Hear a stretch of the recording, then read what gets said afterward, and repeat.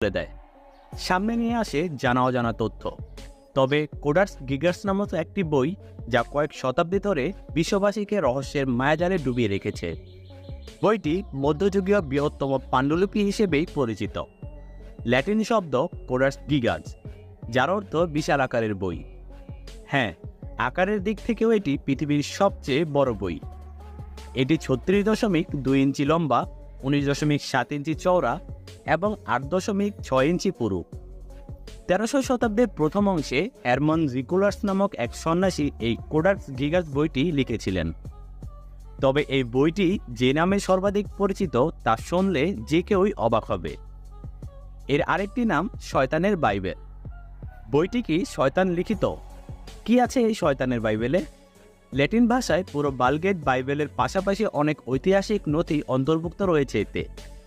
স্রষ্টার বিপক্ষতার পাশাপাশি